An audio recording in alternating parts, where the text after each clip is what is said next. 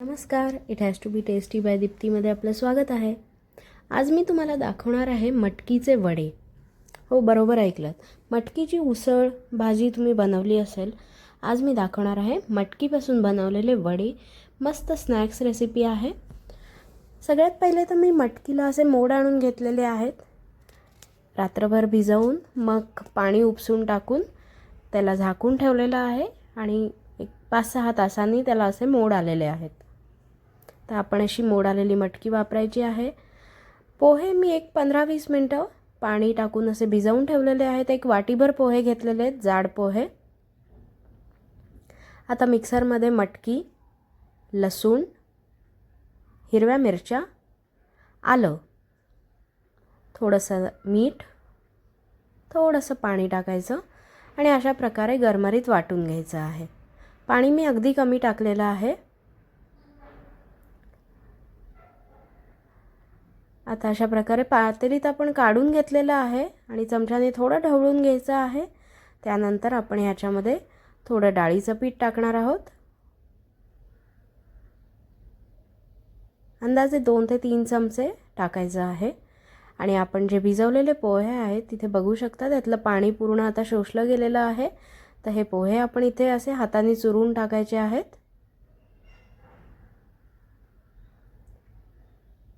याच्यात टाकणार आहोत हळद, लाल तिखट, धणे जिरे पावडर आणि थोडंसं परत मीठ टाकणार आहोत. या सगळ्याला छानपैकी मिक्स करून घ्यायचं आहे. आणि जर का मिश्रण पातळ वाटत असेल थोडं परत बाइंडिंगसाठी डाळीचं पीठ म्हणजेच बेसन टाकू शकता आपण.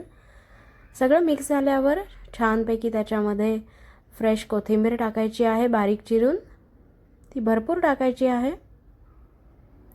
आणि मिक्स करायचं आहे. आणि हे वड्यांचं पीठ आपलं तळून घेण्यासाठी रेडी आहे. तर आता ही वेगळी एक ट्रिक आहे बघा. मी अशी चहाची आपली गाळणी असते ना, ती एक गाळणी साईडला ठेवलेली आहे.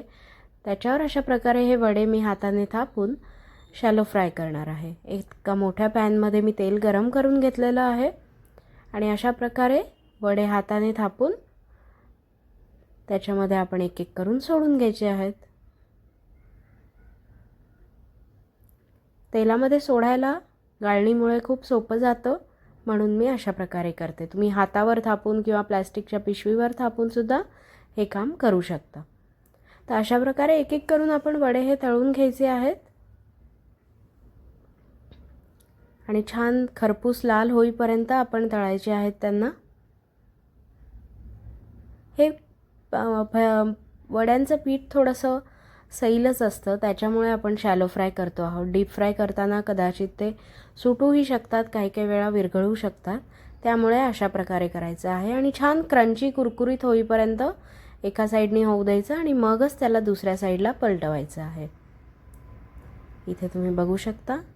आणि याला तुम्ही आवडीच्या तुमच्या सॉसबरोबर, चटणीबरोबर, मिरच्या कोथिंबीरची चटणी किंवा खोबऱ्याची चटणी, ओल्या नारळाची चटणी याच्यासोबत तुम्ही सर्व करू शकता. खूप टेस्टी क्रंची लागतात. संध्याकाळी मुलांना द्यायला छोटंसं स्टार्टर कधी बनवायचं असेल पार्टीसाठी बेस्ट ऑप्शन आहे. ट्राय जरूर करा.